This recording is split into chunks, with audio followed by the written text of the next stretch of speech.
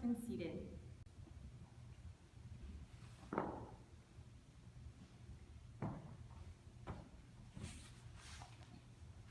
So grab your blanket, fold it up a little, sit on the very front edge of your blanket, and then take the leg that is typically in front and switch it up.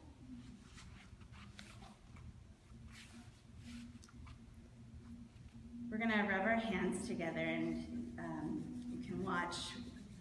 I'd like us to rub our hands together until they get really nice and warm, and then we're gonna cup the eyes, fingertips to the hairline. So really get a lot of friction in your hands until the hands warm up. This is really nice to do in winter. And once the hands are nice and warm, use the palms to cup the eyes, let the fingertips rest right along the hairline. Allow your eyelids to be heavy, immerse into this warmth, into this darker place.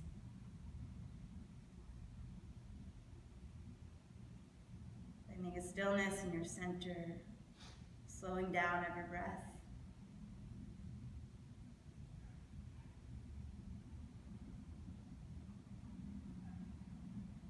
You can hang out here for a little longer, or as soon as the heat starts to dissipate, let your palms come down and rest your hands on your thighs. You can do this technique that I call ironing out your thighs. Feels really nice. And then letting the arms just settle where they will, hands settle out towards the knees, elbows heavy. Allow your breath to travel in and out through the nose steadily. There's no work to be done. Just be present.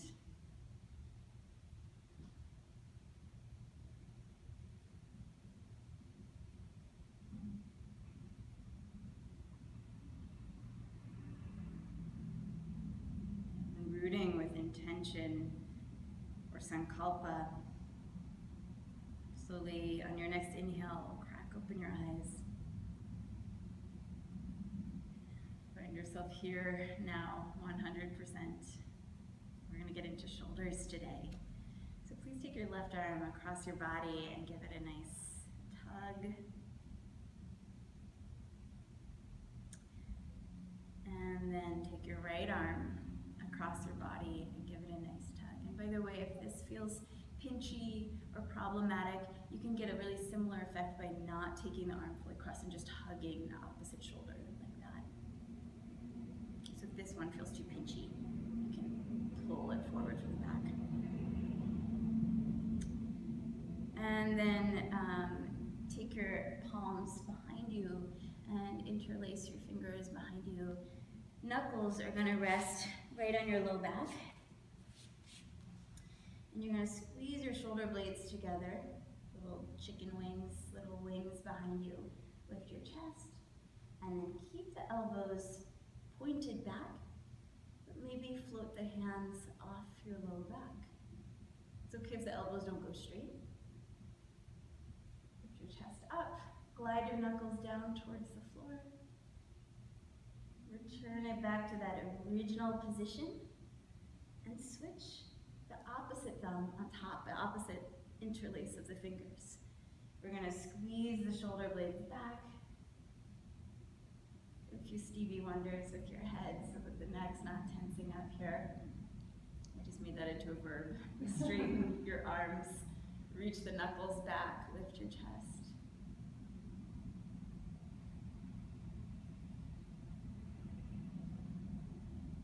And then come back the same way you came into it.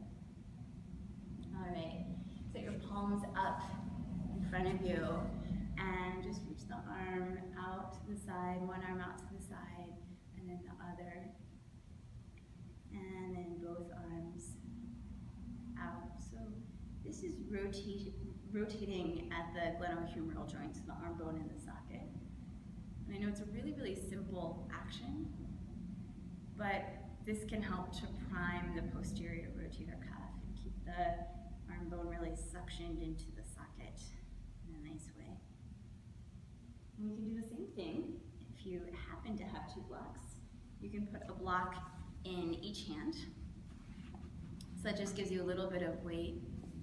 And open and close. Do a few little waiter trays. Is anybody finding that this is oddly difficult? No? Good. If you have any shoulder issues, it could be difficult. Bring the elbows a little further out from the body.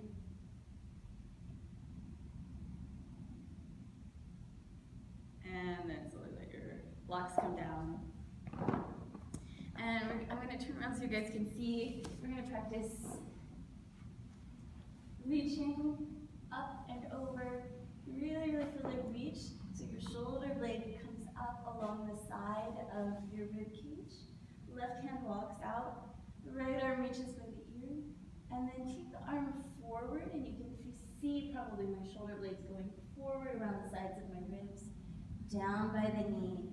Up. Over. And around. Huge mandala, huge circle with the arm.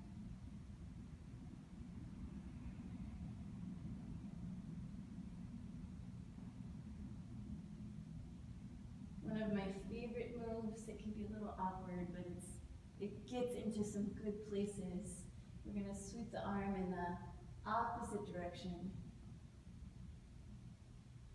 Linger in the part of the circle that feels tight for you. Like for me, it's kind of right around here, sort of, if this is 12 o'clock, it would be like 2 o'clock to 3 o'clock is a little tricky for me. And then bring your hand, we'll do one more circle. And then bring your hand to the back of your head and just lean back so that you're getting thoracic rotation, scapular retraction, and a little bit of back bend, a little bit of extension. Back to center. Walk your right hand out, and just for the fun of it, let's switch up the legs. Walk your right hand out, left arm up and over, and now you guys know what to do. You're taking it forward, down, sweeping it by the knee, back, up, forward, really reach, down, back, up. Switch directions. And this is about the shoulder blade on your back.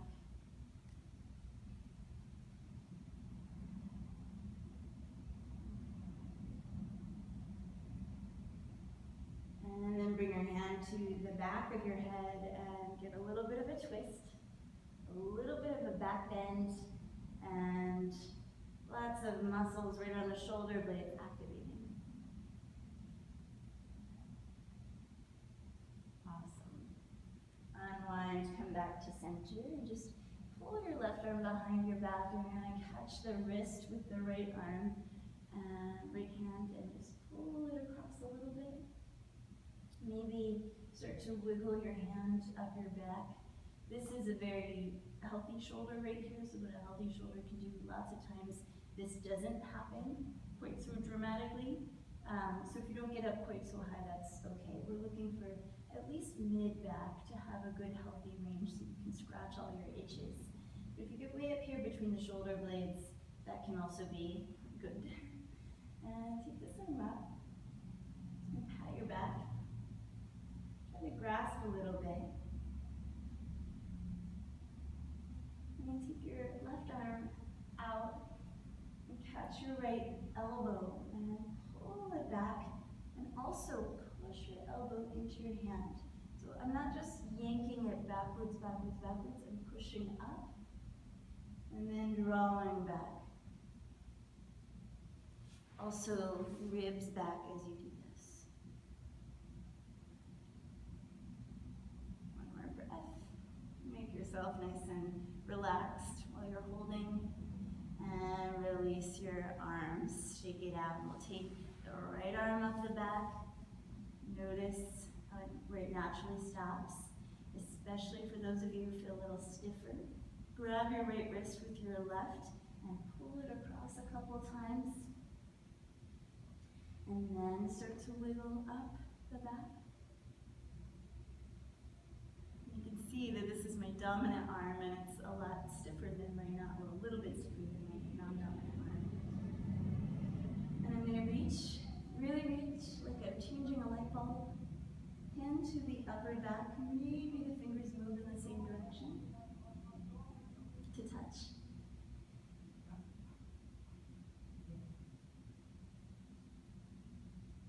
And then release the lower arm, catch, push. Push the elbow towards the sky. And then from that pushing, pushing, pushing, slowly draw back, slowly draw back. Keep your ribs in, keep everything loose. Nothing stressful in the neck, just exploring.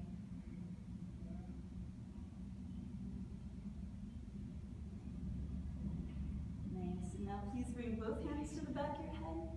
Lift up, lean up, open your elbows. Take a little twist to the right, a little twist to the left.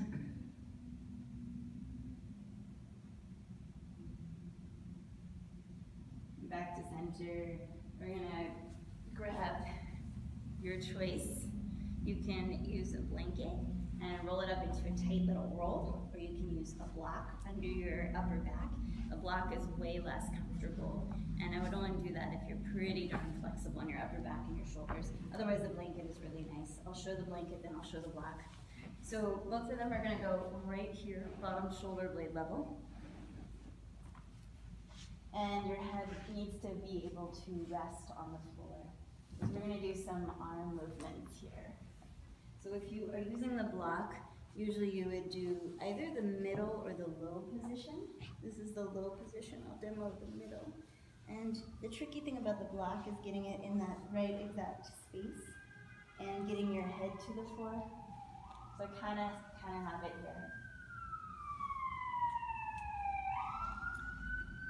What you want to make sure is not happening is you want to make sure that the block or the blanket isn't just sending your belly or your low ribs to the sky. So not in the kidney area, not on the lower half of your rib cage, but really smack in the middle at the bottom of the shoulder blades. I'll come around in just a moment to make sure. But for those of you who are set, you can bend your knees, setting your feet flat to the floor, kind of like that. And then the arm motion that you're gonna do is this. So fingertips touch. You know, just check that your halo is still there. And then come on down. So arms up and down.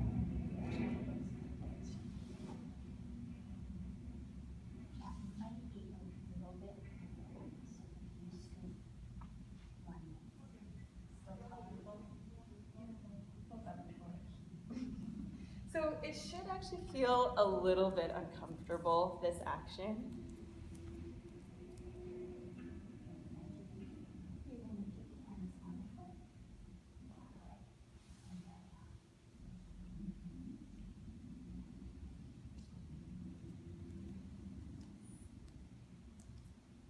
Nice. So what you'll notice, chances are pretty good that you'll notice at parts of this angle, your elbow wants to lift up off the floor. So what I would love for you to try to do is to hang out in a part where your elbow loves to pop up off the floor and just let it drop for a moment. Take a couple of breaths, letting your elbows get heavy in a place that doesn't feel totally easy for them. You're most likely going to feel stretch around the front of the shoulder. And if you don't feel a whole lot, you could switch to one of the more intense positions of the block or add a second layer of blanket.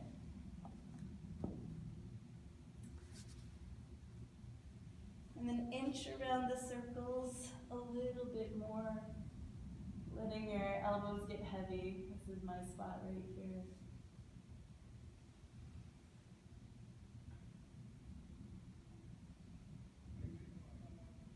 Gorgeous, you guys. Reach all the way overhead like you're yawning.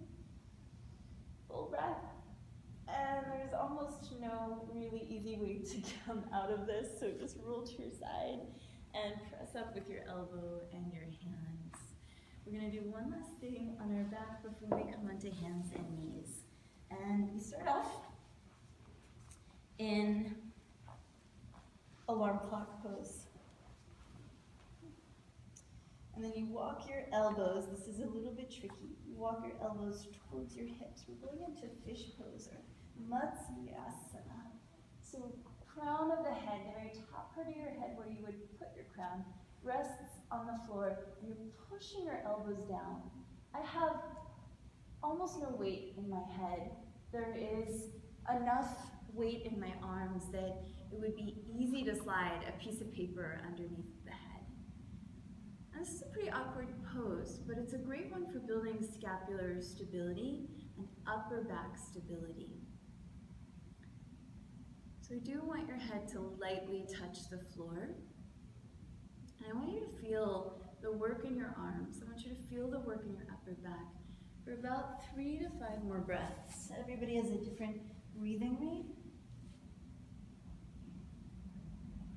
Drive it down.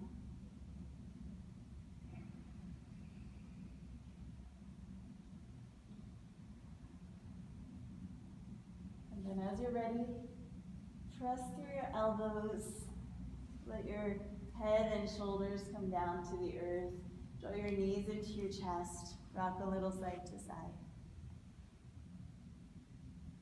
We're going to let the knees stay close to your chest, but drop all the way to the right so that my knees are almost in line with the armpit. And then open your left arm like a book all the way to the side. Look towards your left hand. Reach fingertip to fingertip.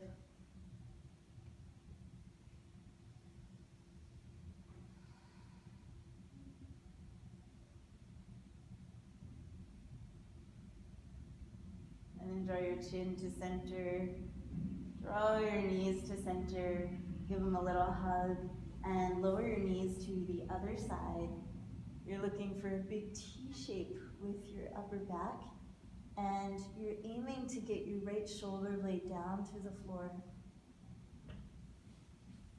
So if I were upright, it would look like this. Yeah. Try drawing your knees even closer to your arms or closer to your chest, even though you're in a twist. And see how that feels on the shoulders and the upper back.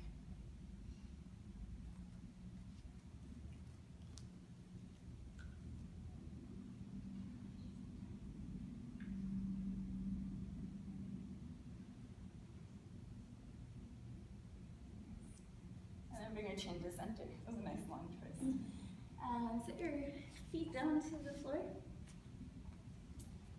Float your hips. Reach the arms overhead, by your ears, and then down. Make your little angel wings.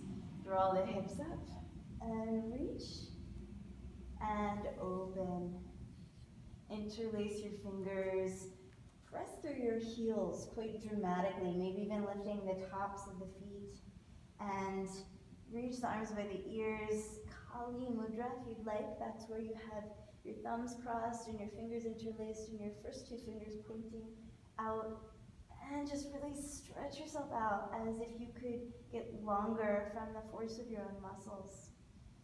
And then lower down, roll to your side, and please come on to hands and knees. So we're going to use the blanket under the knees if you want a little extra cushion for the knees. And spread your fingers nice and wide. We'll start just moving a little side to side. Like a cat stretching in the morning. And then make it a tiny bit more formal, going through cat and cow. So our cow pose is this sagging action. And in the sagging action, block out your elbows, straighten your elbows. And let the chest really be part of the sagging, not just the belly. And as you exhale, I want you to push the floor away and imagine there's a string from the back of your heart towards the ceiling. So you're just rounding, rounding, rounding. Inhale, sag. Exhale, and push the floor away. I always think when I'm doing this extra scapular pushing, this engages, by the way, a muscle called serratus anterior on the side of your ribs that you can feel if you put your hand there on the side shoulder blade rib area. You can feel a muscle contraction happening. We'll do that together in a moment. But if I were upright, it would look like this, right? That's the action that we're going for. So that heaving of the upper back, which we don't do too often in yoga asana. But when you practice it, it helps to stabilize your shoulder blades when you practice it with strength. So a couple more rounds. Try to keep the elbows straight so that it's really the shoulder blades doing a lot of the motion for the upper body. And then come back to neutral. Turn your fingers either out to the sides of your yoga mat, still in place just like you're on a dial, or if it's reasonable for you, turn your fingers back towards your knees. So this will work for some folks and not for others, and you can always choose another angle if it doesn't work for you. We're going to shift back and forth a couple of times. Back and forth. Those of you with your fingers pointed back will really be feeling this.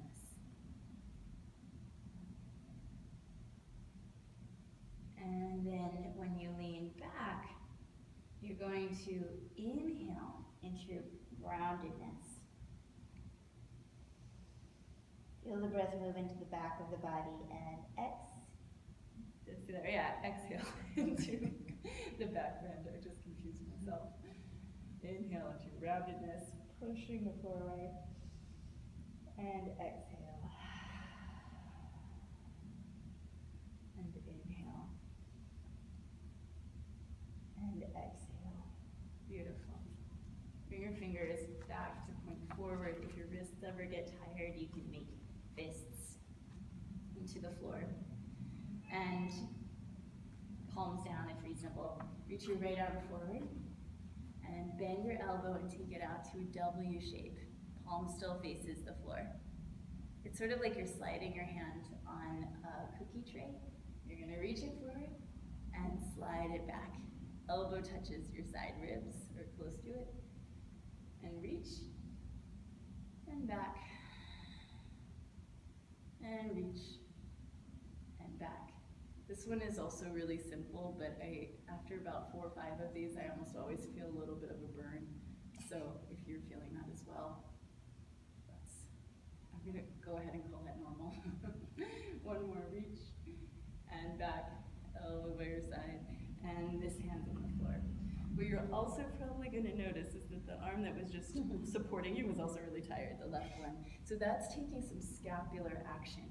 The reason why I'm saying don't bend your elbows, by the way, so if you bend your elbows, you're working more of your elbow flexors and extensors to support you. But if you keep the elbows straight, then it's going to be more of these guys, right? So the shoulder blade motion that we're getting into. Please reach your left arm straight out in front of you and bring your elbow back by your side and forward. Elbow by your side. Try to keep your hand and your elbow at the same height and make a real W shape as opposed to a droopy shape. So arm reaches and back, and reaches and back. 2 more, really, really reach. Pull it back. Really, really reach. And pull it back. Now that we're sufficiently exhausted in the shoulders, let's do something sweet for them. You can set your blanket off to the side, come all the way down onto the belly. And just let your right arm reach straight out beside you. So nothing too fancy. All we're going to do is roll onto the right side and get a nice little stretch here. You have the option, you can just stay where you are if you feel something good. But you have the option of really rolling so much that your top leg knee bends and points towards the ceiling.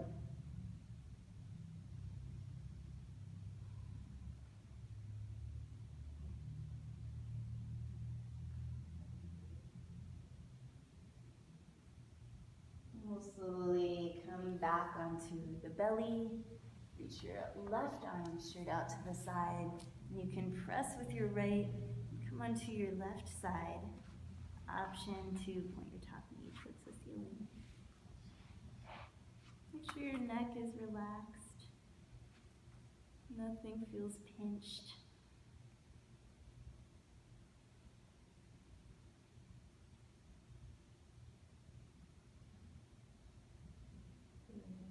And please come back to center. Make a W shape with your arms again, and scoop the heart up. Dig the elbows down. Try to point your fingers towards the sky like you're shooting peace signs, which we should all be doing all the time. Shoulder blades kind of tip backwards. Elbows down, heart lifts. 2 more breaths right here. Radiating the peace. Radiating peace signs. Good. Exhale, and rest one cheek to the floor. Bend your knees and swish your feet side to side, windshield wiping your knees.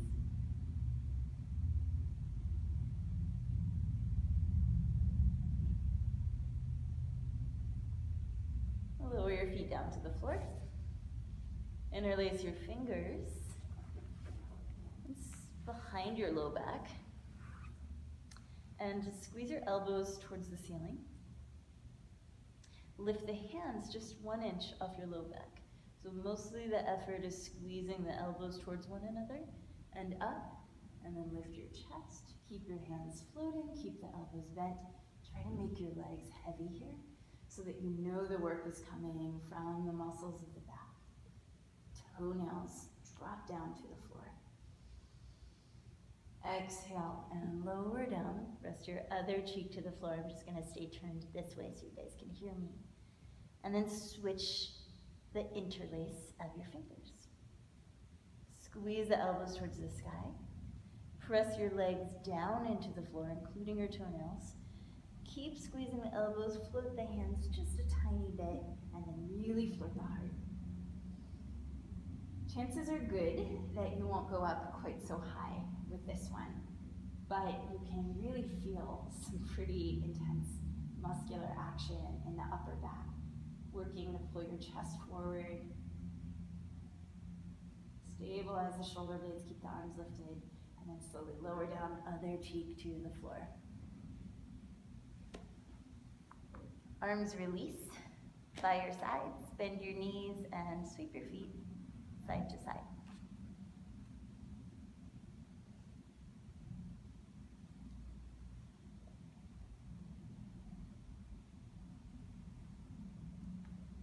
Straighten your legs, curl your toes under, and press up to table pose. Feel free to cushion your knees again. So we're gonna do a little bit of a club move. It's called the sprinkler. You know this one? So it's very similar to the sprinkler. You're gonna set your right hand down into the middle of the yoga mat. So instead of over to the right, it's gonna be right under your nose. And you're gonna bring your left hand to the back of your head and just push the arm down and try to get your elbow towards the ceiling. Your left elbow towards the ceiling. Your hips can rotate too, there's nothing wrong with that. So this is about stabilizing and strengthening the right arm, like you're pushing the floor away. Lower, and then take it to the other side. So left hand to the middle of the yoga mat, right elbow towards the sky, and push, and release a little bit, and push. Release a little bit, and push. Really push the floor away. Exhale, lower down to your forearms. And you can interlace your fingers here optionally. I like to interlace the fingers and then tuck the very bottom pinky under so that both of my pinky fingers chop into the floor evenly. And curl your toes under, rise up and back to a downward facing dog. This is also known as dolphin pose or forearm down dog.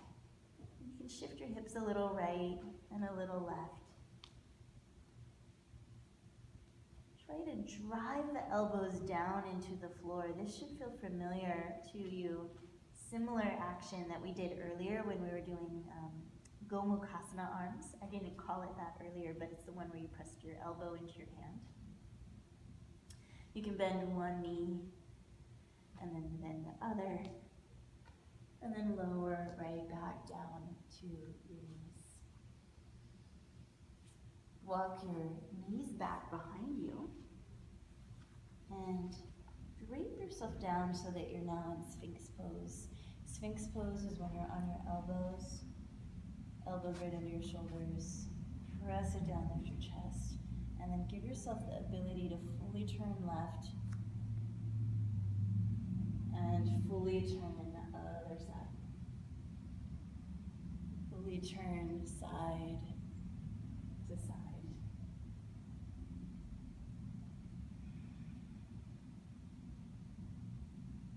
See if you can stay right here and take your hands out in front of you in a V shape. Start with your palms down and then do palms up, thumbs up position. And if your elbows are down, straighten them up so you're really pressing the floor.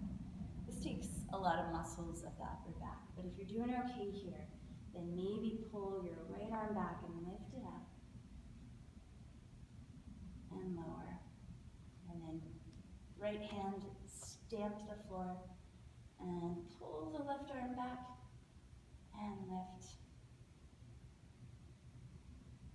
Some of you might be thinking, I don't give a thumbs up to this exercise. It's pretty hard. But I think that's why we show up sometimes, just to challenge ourselves in new ways. So if you didn't get both sides twice, go for that second side. And then pull your hands back, lift your chest, maybe drag your yoga mat into a little wrinkle in the front. And exhale, totally relax. Bend your knees and sweep it side to side. We're gonna straighten the right leg out, right arm out to the side again in a T shape. And again, roll over onto that arm. If you like this time, you can also bend your bottom knee. That'll give you a little bit more. And then some of you, this is a bit awkward, you might want to point your knees towards the ceiling here. So it's the same thing we did earlier, except with the slightly more weight.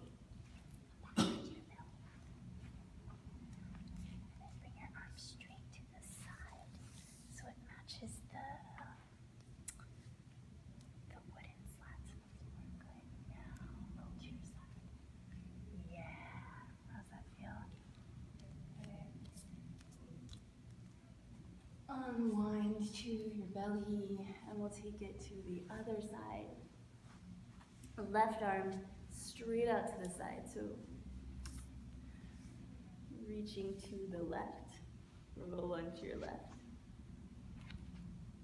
You have the option to point your top knee to the ceiling, bend the bottom knee, and then this one is quite awkward, but if it works for you, and it might work for some folks, both knees towards the sky.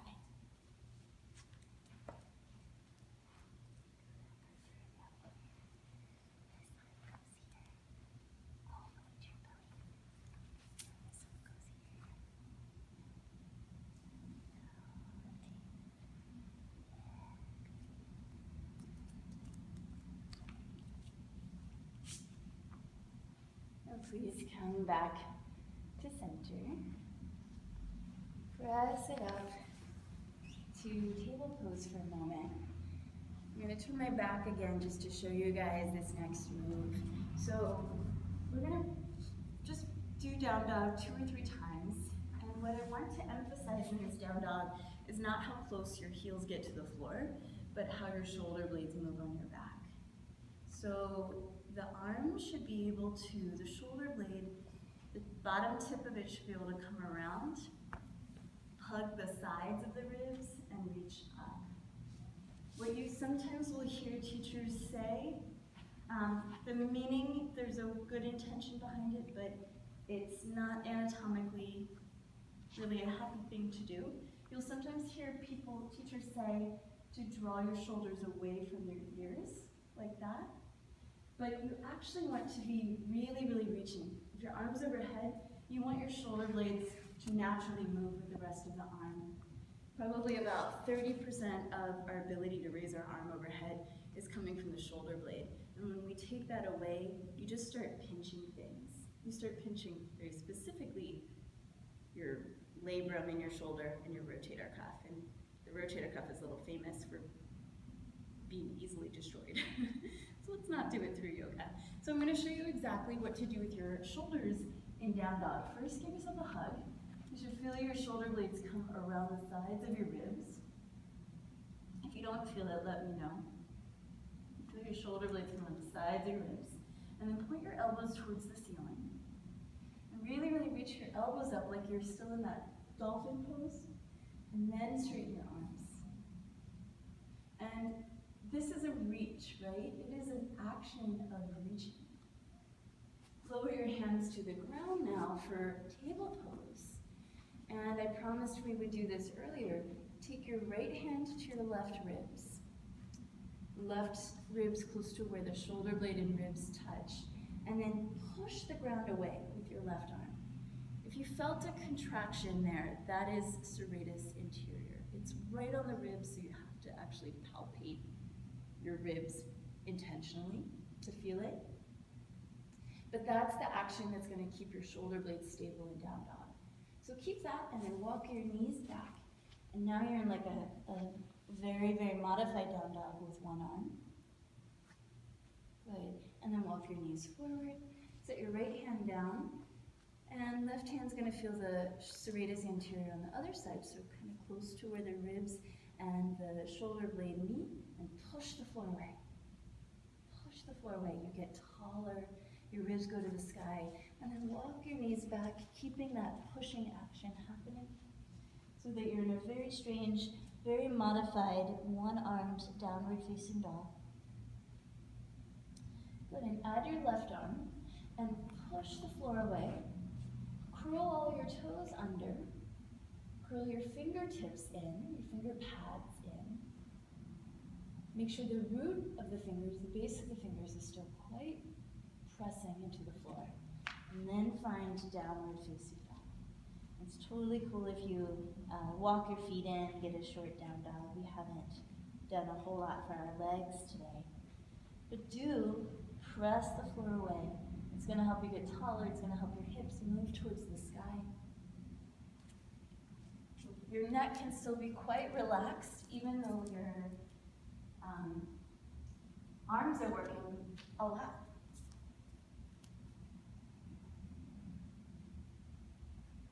Good, and lower to your knees. Shake out your tail a little bit. I'm going to show from this angle as well. So starting from kind of a long table position, the floor gets pushed away. And then we go here, and instead of sagging, instead of shoulder blades away from the ears, we're going to push, push, push. Let this just be like your last hurrah of your practice right now. One more breath, really pushing, really reaching, letting the actions of the shoulder blades powerfully reach. Lower to your knees. Grab hold of your blocks if you have them. And just have your blocks kind of within reach. Walk your knees back. Lower your chin or your forehead to the floor. And take a couple of breaths here. I want your thighs to be vertical, up and down. If you feel comfortable here, let your chest move in the direction of the floor.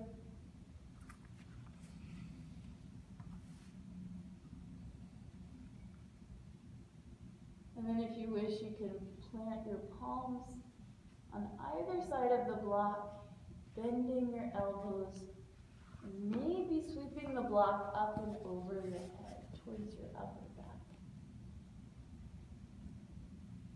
This pose without the block is called Anahatasana. That's a pretty intense pose. It's the heart-opening pose. If you don't have a block, you can interlace your fingers and glide your knuckles over your head. And then finally, for those of you who are ultra flexible, there might be something, I don't know how well I will demonstrate this personally, but if you have your arms on the blocks, usually the low position should be enough. You can get that extra bonus flossing of the shoulder blades, finding your heart melting towards the floor.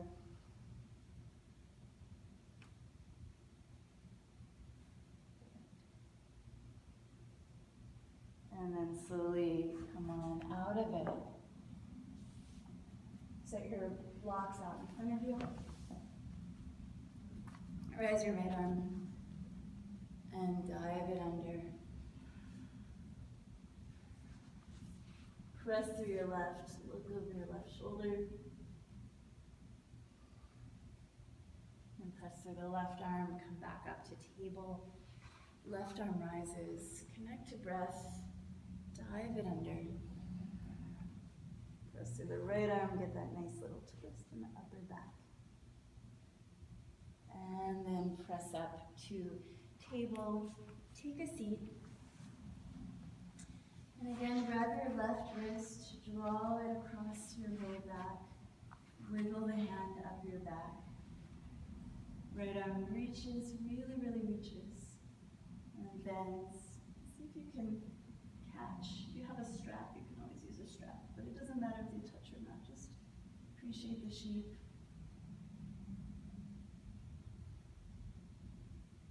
And we'll switch sides.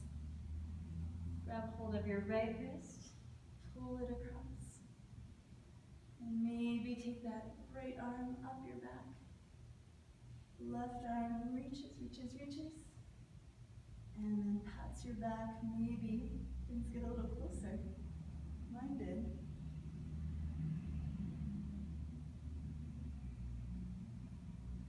You can always wiggle a little right and left here. A little twist. And release. Set your legs out in front.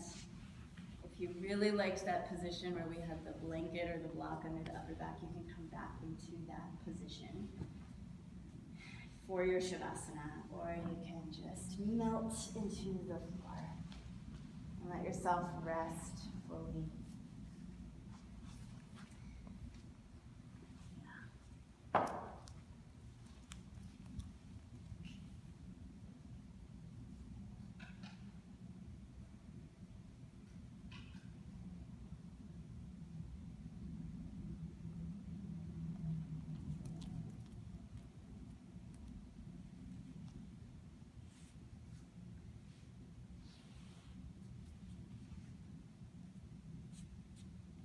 Shavasana is this shape, total effortlessness, where I hope that you feel deeply supported by the ground beneath you.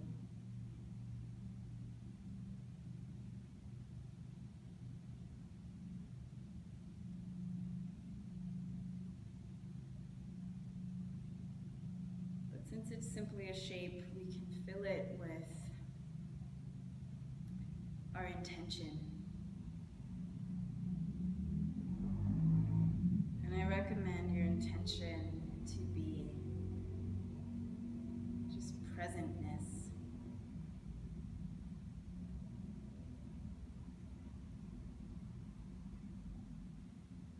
Most likely you'll notice your mind wandering to an event yet to come or an event in the past.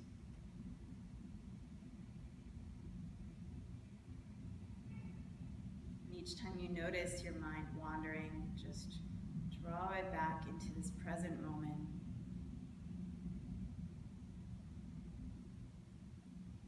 Aware of the extraordinary support of the ground beneath you. The vibrancy of your breath.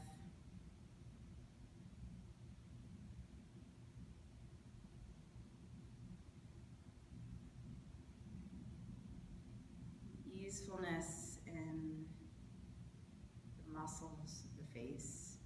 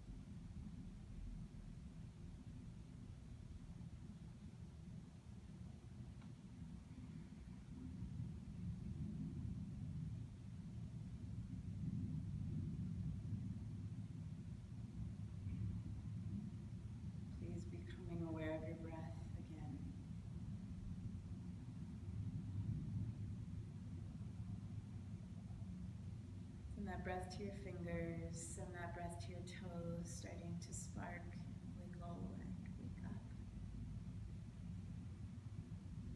Please stretch long through your limbs. Please draw your knees to your chest, one at a time. Give yourself a little hug. Keeping your eyes closed, rock onto one side and gently press back to a comfortable seated position. Bring the palms together over the heart center. It's a real gift to be here, to have this time to just be with ourselves, be with each other, to get to know this container of our bodies that is carrying us through life. Thank you for this gift of yoga, for your presence. It would not be possible without you. Deep bows to your own divine self. When we recognize our own highest qualities, we can see it more clearly